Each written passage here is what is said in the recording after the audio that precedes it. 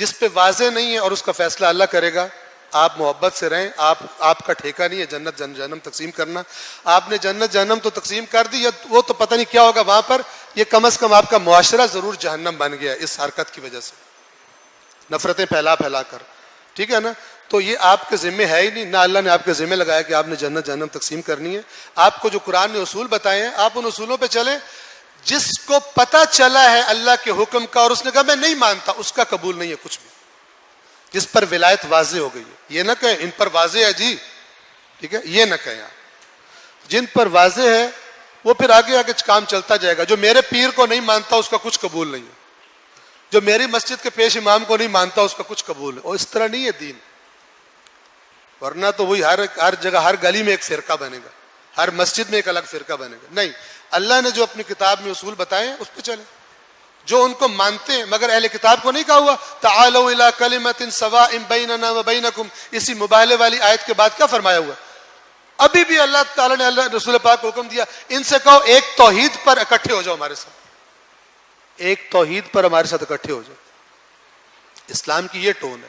اسلام لوگوں کی نجات کے لیے پلاننگ سکھاتا ہے, نہ کہ لوگوں کو جہنم میں پہنچا. ہمارے مزاج یہ بن گئے, ہمارے تقریریں کرنے والوں نے بنا دی ہیں, ہمیں دوسروں کی جہنم پہ مزہ آتا ہے, دوسروں کی جنت کے لیے تڑپ ہمارے اندر نہیں. لہذا زہریلے ہو گئے ہم, زہر بھر گیا ہمارے اندر دوسروں کے بارے میں. میں نے ابھی آپ کو مثال دی کہ جنہوں نے جنگ کی مولا علی کے ساتھ, جنگ جب ان کو شکست ہو گئی, مولا نے کہا ہمارے بھائی. ہم جیسے ہوتے تو کہتے لائن میں کھڑا کرو, ایک ایک کی شکل پر لعنت کرو, ایک ایک کو گالیاں دو. ایسے ہی کرتے نا. مولا علی یہ نہیں تھے. مولا علی وہ تھے جو قرآن نے بتایا. مولا علی ہمارے جو ہم نے گھڑے ہیں مولا علی, وہ مولا علی نہیں تھے. وہ تو اللہ سے مقابلے کر رہے ہیں, وہ تو اللہ کو بھی شکست دے دیتے کبھی کبھی, اللہ سے بھی زیادہ پاورفل ہو جاتے. لغویات بنائی ہوئی ہے. حق واضح ہے, کس کے لیے ہے, کس کے لیے ہوا. ہم نے کسی کو جا کے حق واضح کیا ہے؟ ہم نے تو ایسا رویہ اپنایا کہ کوئی آتا بھی نہ آئے ہماری محفل میں. ہم نے تو ایسا دین کی تبلیغ کا سٹائل اپنایا ہے کہ اب تو دوسرے مسلک تو دور کی بات, اپنوں کو اب تو گالیاں دے رہے ہیں اور لڑ رہے ہیں, اپنوں کو منافق اور نہ ماننے والے اور فلان کر رہے ہیں. ہم تو اللہ کی اچھے زبردست قسم کے عذاب کی زد میں, یاد رکھیے گا. دوسروں کو بلا کر دین سنانا. آپ کسی کو بلائیں, بھائی آ کے بیٹھو میرے پاس, میں آپ کو اپنا دین بتانا چاہتا ہوں, بیٹھے. آپ بیٹا کہ تیرے باپ پہ لعنت. ٹھیک ہے, سنیں گا آپ کی بات. Common sense is never common کہتے ہیں. سمجھتے ہیں اہل بیت نے یہ سکھایا.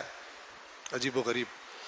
آج کے ماحول میں جہاں حق واضح, پھر ان کو جزا ملے گی. جس پر واضح ہے اس کا قبول نہیں ہوگا اگر وہ حق کا انکار کرتا ہے, اور جس پر واضح نہیں ہے تو اللہ یہودیوں قبول کر رہا ہے, تو جو رسول پاک کا کلمہ پڑھتے ہیں ان کی ناک بہ رہی ہے, پھر کرے گا قبول. جنت کی جگہ تنگ نہیں ہوتی, بے فکر رہیں. جنت کی جگہ تنگ نہیں ہوتی, اگر دوسرا کوئی آ جائے گا تنگ نہیں ہوتی, بہت سارے آئیں گے, بے فکر رہیں.